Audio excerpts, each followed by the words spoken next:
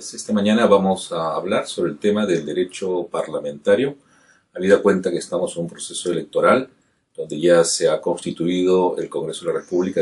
con 130 electos nuevos parlamentarios y está próximo el 5 de junio a elegir al nuevo o nueva presidenta del Perú. En ese sentido, creo que es importante entender que el nuevo gobierno que se forme, tanto de Parlamento y Poder Ejecutivo, funcionan dentro de un sistema determinado, que es un régimen presidencial, que tiene una serie de componentes atenuados, ya que el régimen presidencial no anula el principio de equilibrio y separación de poderes.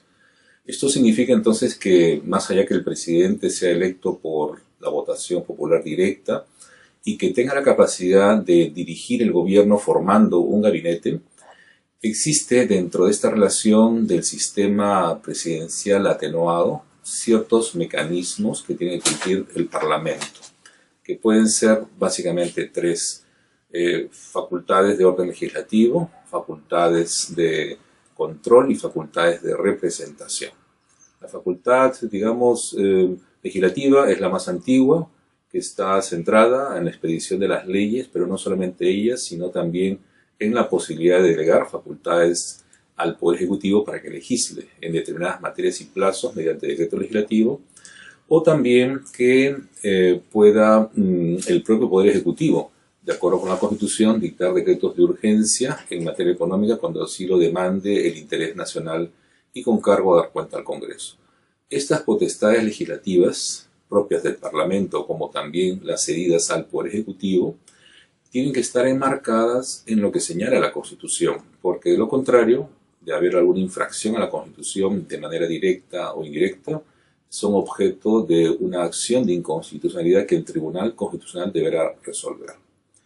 En segundo lugar, tenemos la función o atribución de control propia de un Parlamento que también fiscaliza. Y ahí podemos subdividir en algunas competencias que son unas preventivas, otras son funcionales y otras son más represivas, ¿no? Las preventivas son precisamente aquella que da lugar a la formación del gobierno, porque el presidente o presidenta electo tendrá que nominar a un presidente de Consejo de Ministros, quien a su vez le propone el conjunto de ministros, y de conformidad con la Constitución, el gabinete, el presidente de Consejo de Ministros nominado con sus ministros, se presenta al Congreso en el plazo de 30 días después de la juramentación del presidente, a efectos de presentar su plan de gobierno y presentar a sus ministros, y deben solicitar un voto de confianza, con lo cual significa que el Parlamento evalúe, debata y corresponda aprobar o dar el voto, o eventualmente no darlo teóricamente. Usualmente siempre se da el voto de confianza como un gesto de fair play, de juego limpio, para que ejerza el poder, y luego de 100 días empiezan ya a operar todas las funciones de control, si no es antes, ¿no? En ese sentido, esta tarea también preventiva supone que el Parlamento tenga también que cumplir funciones que están pendientes. Por ejemplo, el nombramiento del defensor del pueblo, ya que no se ha logrado hasta el momento ningún acuerdo, como también la designación de un magistrado del Tribunal Constitucional que ya venció su mandato hace un año, o la nominación del nuevo Contralor General de la República, que también está con el cargo vencido, ¿no? Luego tenemos estas funciones propias del Parlamento, que son más regulares y continuas, donde los parlamentarios pueden solicitar, invitar a un ministro o a un alto funcionario para que informen sobre determinada política o determinado acontecimiento que sea de interés nacional. Dentro de ello pueden también no solamente pedir informes a altos funcionarios, sino también elaborar sobre la base de informaciones dictámenes para la elaboración de sus proyectos de leyes a través de la presentación que hagan de estos los grupos parlamentarios, que es la forma de aglutinar a los parlamentarios para un trabajo más ordenado, y que entren a las comisiones ordinarias a ser debatidos, aprobados y luego presentados, ¿no?, al Pleno del Congreso, quien debe finalmente elaborar el debate, mejor dicho, y rectificar, de ser el caso, y aprobar la ley. La misma que es remitida al Poder Ejecutivo en una autógrafa para que ésta sancione, es decir, para que refrende o la observe.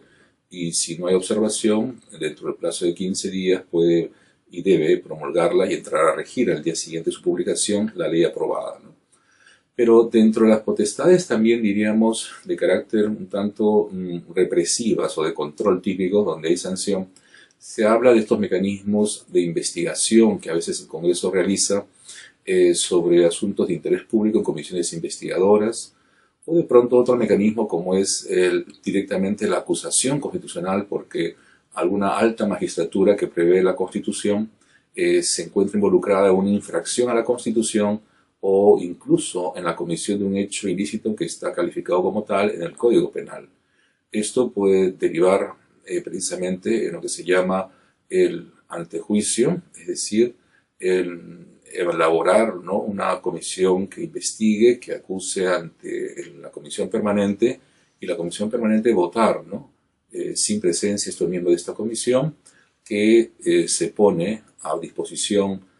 por la naturaleza de la infracción, en este caso penal, a esta persona a disposición del Ministerio Público, quien debe acusar concretamente ante la Corte Suprema, señala la Constitución, y esta abrir una investigación judicial con los resultados que corresponda al debido proceso, ¿no? Sin perjuicio de este antejuicio, existe también una figura en la Constitución que da lugar a que estas personas acusadas, y sobre todo si han cometido una infracción a la Constitución, puedan ser objetos de una sanción directa por el Parlamento, como puede ser la suspensión en el cargo, puede ser la inhabilitación para ejercer cargos políticos y finalmente puede ser la destitución en el cargo, ¿no? Estos casos son extraordinarios. Los últimos que se hicieron fue precisamente contra el expresidente Fujimori por fugar del país y renunciar desde el Japón, ¿no?, por fax a la presidencia de la República. Fue inhabilitado políticamente en 2001.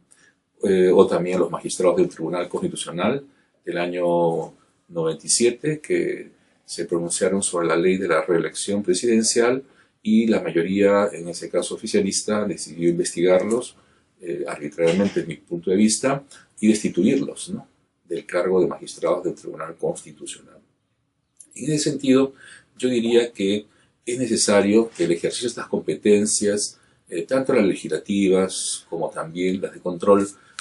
conjuntamente con las de representación, sean muy bien manejadas. Porque la representación significa que los parlamentarios no están sujetos al mandato imperativo del pueblo, no obstante que han recibido el voto para determinadas políticas de desarrollo, y podrían cambiar incluso porque son sujetos solamente a un mandato de representación, lo cual actúan como si fueran los miembros que los han elegido, y además ahora representan a toda la nación, pero no están sujetos a un mandato coercitivo, ¿no? En ese sentido creo que es necesario algunas reformas importantes en el Parlamento, porque en los últimos años ha dejado mucho que desear la calidad de muchos parlamentarios electos por el voto popular libre, ¿no? Incluso en esta última elección se acusa a muchos representantes que tienen juicios, ¿no?, pendientes sobre lavado de activos o inclusive con algunos vínculos en el narcotráfico, ¿no? Hay países que lamentablemente han atravesado por estas circunstancias, como en Colombia, y en ese sentido se han tomado medidas importantes, como por ejemplo anular la inmunidad parlamentaria para que cualquier persona que tenga sospechas fundadas